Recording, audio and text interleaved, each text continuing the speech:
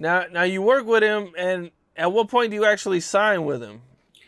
I signed with him within a year of making that Christmas in Harlem because after we did that and that came out and people was rocking with it, it went viral on Twitter and people was really like locked in on it.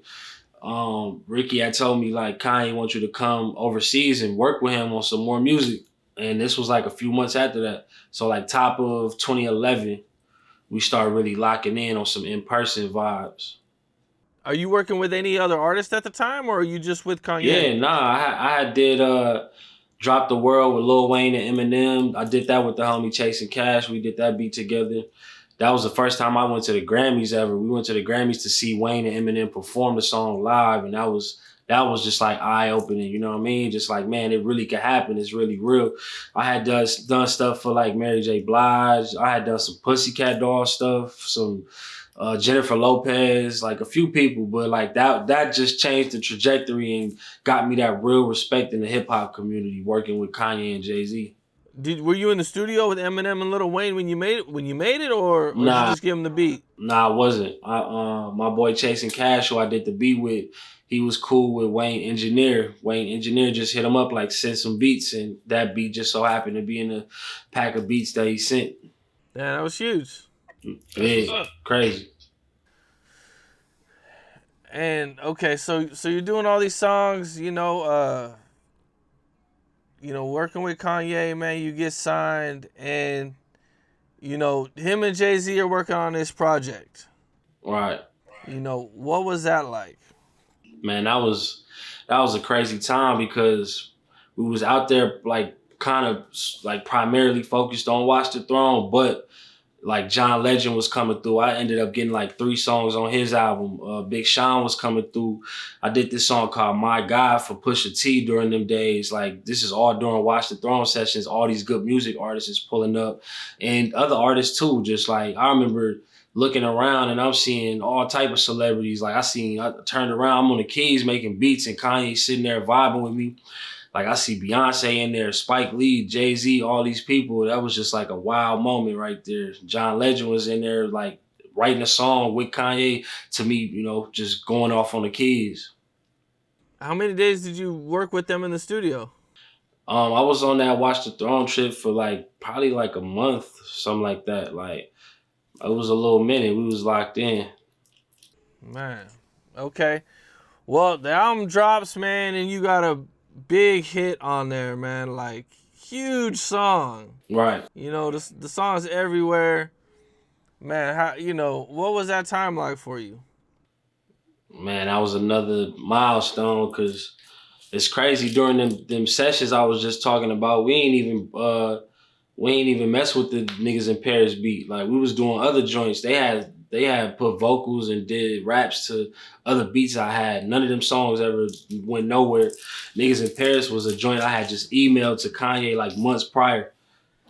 And they just so happened to be in Paris and he pulled the beat up and went crazy. So when he did the song, I remember getting an email. It's like early in the morning.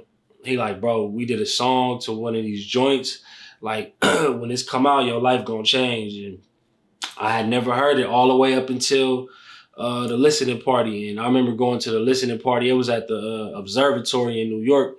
They had like the stars and all type of stuff going while the music is playing. So it was a crazy experience. And I just remember first song play went crazy. Second song lift off, that went crazy. But when niggas in Paris came on, like people start standing up out their seats. DJ Khaled was sitting next to me. He stood up, went crazy. Like I just was like, oh yeah, this finna be a different beast. Like, you know what I mean? Well, it was, man. It was a huge hit. The album does crazy numbers, man. And, I mean, I probably assume at this point the phone is probably ringing off the hook for beats. Yeah, for sure. Who all do you work with after this? Is there any other big names? Any other guys that call you? Man, everybody from A$AP Rocky to Kendrick Lamar. I did work on Rihanna's stuff, a couple of her albums. Justin Bieber, so many people, man. I worked with a lot of people, man, around that time, and a lot of people was trusting me with their music. And Beyonce, you know what I mean? That was something that I was like hoping that was gonna happen, and I ended up working on a gang of songs on her Beyonce album. I actually been on her last like 3 albums that she dropped. And yeah, I feel like that stemmed from, her having respect with what I did with, niggas in Paris and Click and other joints that I was working on.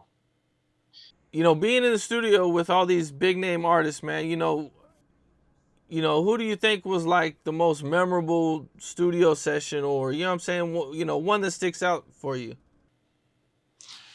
Man, there's so many, man. But I would say like when we was about to drop the first King's Disease that I produced for Nas, the one that won the Grammy, like that was just a moment. Like, I had done albums for myself, done albums for different artists, done albums for the people around me, but just to like do an album on an artist of that caliber that got that legendary status that really don't have nothing to prove, but still rap like he got something to prove. Like that was an ill moment, you know what I mean? Just like that shit felt great to put that album out and get that respect. And just I remember just listening to it like and just like feeling the emotions before it dropped, like just being in the studio vibing like this shit feel like it's gonna change my life, you know what I mean? Yeah, you produced his first Grammy, Right. I produced right? the album that won him his first Grammy. That was you can't even write that. You can't like, say like that's gonna happen in your lifetime. Like you just gotta let it happen. It's hard to believe that Nas never had a Grammy though. Yeah, nah, of course, that's Like, wild. what? Pac, Yeah, Pac what's don't going got, on with the Pac don't even Grammys? got a Grammy. Pac don't got a Grammy. It's a few amazing artists that don't have a Grammy. Yeah, that's crazy. But man, you know, that's dope that you got to work with him and deliver that, man. That's dope shit, man. At some point, you end up leaving Good Music. Right. I believe you had like a 2-year contract with them. Yeah. And Uh, it was like so what the all? way it was structured. It was like a production slash like management, but not management. Like he was just like plugging me with different plays and just like taking a percentage of what I was doing in that span of time. Okay, and what led to you leaving? I mean, it was just up, but then also, um, you know, I had my manager at the time was Jimmy Iovine nephew, and that was because the producer Polo the Don, who I was signed to in my early days, or I'm actually still in a situation with him. He was managed by the same person, so he kind of just was my manager by default. He ended up getting me this meeting with Jimmy Iovine, and Jimmy gave me like a situation of my own where it was like you could fund everything yourself and just basically be your own man and make your own plays. And I remember going to Ye with that situation. He was like, "Yeah, I want to be involved. I need to be involved." So I went and like asked like Jimmy like how he felt, and he was like, "It's kind of on you what you want to do, but I'm giving you the funding and keys to do things how you want to do them." So it just kind of worked out with me being like, I'm gonna just move and be my own boss, you know what I mean? And that come with a lot, you know what I mean? It come with the separation. When you're around Kanye, I don't give a fuck who you are, you're gonna get some type of leverage on some shit, you know what I mean? So it's like, especially if you got talent. People that don't got talent get around Kanye and get clouded up, you know what I mean? So, but it's just like it was just my time to like take them bumps and bruises and really learn to be like my own man for real. And that took me going from having bread to back not having bread to having to get the bread again and get to this place I'm in right now. It's just like that shit was all supposed to happen that way. Now, after you leave, are you still working with Kanye, or did you guys completely split? We worked a little bit. We worked a little bit on a couple things, but it wasn't heavy like it was.